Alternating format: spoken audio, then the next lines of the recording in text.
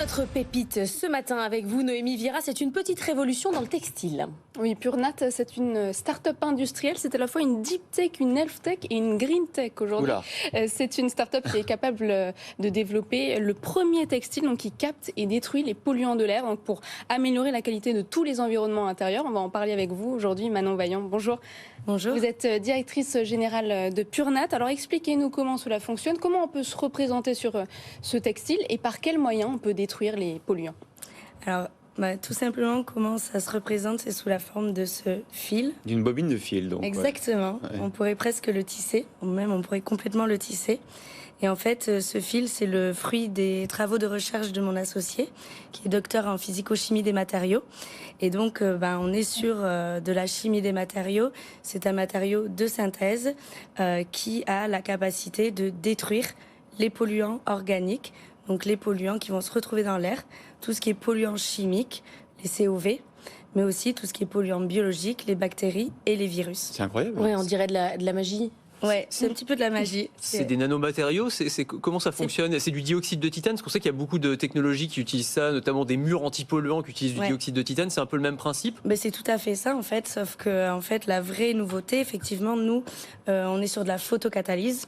La photocatalyse utilise le dioxyde de titane et on est sur un fil photocatalytique qui est fabriqué à partir de dioxyde de titane. Donc il faut expliquer, photocatalytique, ça veut dire qu'en gros à la lumière du soleil, il y a une réaction chimique qui se produit, c'est ça, et en fait les polluants, les COV vont être transformés en éléments inoffensifs. Exactement, c'est un petit peu comme la photosynthèse, souvent ça parle un petit peu plus, et sous l'effet d'une lumière, on va avoir une dégradation des polluants qui vont être découpés et transformés, dégradés en molécules de base et transformés du coup à la sortie, on n'a plus que de la vapeur d'eau et du CO2 qui sont des molécules qui ne sont pas dangereuses pour la santé. Alors vous avez eu plein de prix pour ça, le Global Award de l'innovation, vous êtes candidat au concours Lab 2023 et ce qui est intéressant c'est que vous allez maintenant passer à la phase d'industrialisation. D'ailleurs vous recherchez des locaux industriels dans la région d'ailleurs de Bordeaux je crois, c'est ça? Oui, alors on est basé en Nouvelle-Aquitaine effectivement, alors on est un petit peu plus bas parce qu'on est au Pays Basque. Ah oui, Pays Basque, pardon. Je savais que c'était sud-ouest mais je ne savais pas où exactement. Oui, tout à fait, on est en amorçage industriel. C'est génial. Aujourd'hui on a, donc effectivement c'est de la deep tech, ça sort du labo.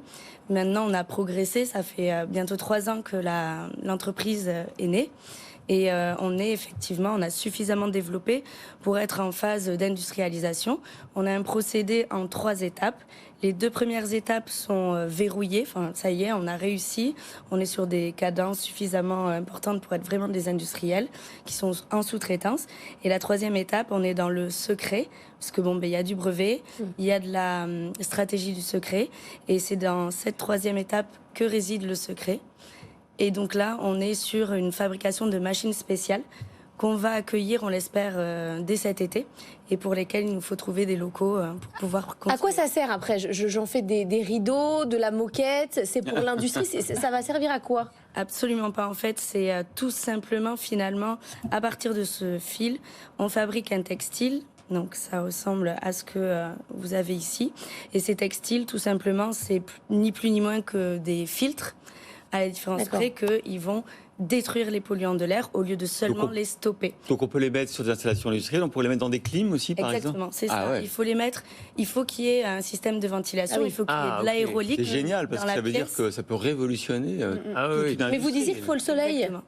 Il ne faut pas le soleil, en fait. Le soleil, ça ne va pas suffire, justement. Il faut un système optique. D'accord. Donc, effectivement, il faut un système optique, mais ça, c'est quelque chose qu'on conçoit, qu'on intègre, justement, dans les systèmes de ventilation et qui n'est pas un frein après à l'utilisation. Oui. Donc, cette technologie, elle pourrait détruire des virus aussi? Elle détruit les virus, oui. Donc, le Covid aussi? Et donc le Covid en fait partie, oui, exactement. Et comment on explique que les technologies qu'on connaît comme les filtres ne font que stocker et transformer les polluants en autre chose? Justement, aujourd'hui, les technologies comme les filtres font que stopper et ne transforment en rien d'autre. Donc le problème, c'est qu'en fait, le filtre, au fur et à mesure qu'il reçoit les polluants, il va s'encrasser. Et donc, il va falloir le changer très régulièrement. Aujourd'hui, dans un système de ventilation, il faut changer les filtres au minimum tous les 6 mois. Et le filtre qu'on change au moment où on le change, c'est une étape qui est critique, qui est dangereuse, parce qu'on a tendance à relarguer les polluants. Et en plus, le filtre, après, il est incinéré, il est rejeté dans l'environnement. Ouais. Et donc, au niveau environnemental, c'est déplorable. Vous avez déjà noué des partenariats, justement, avec des fabricants de machines, de clim, etc.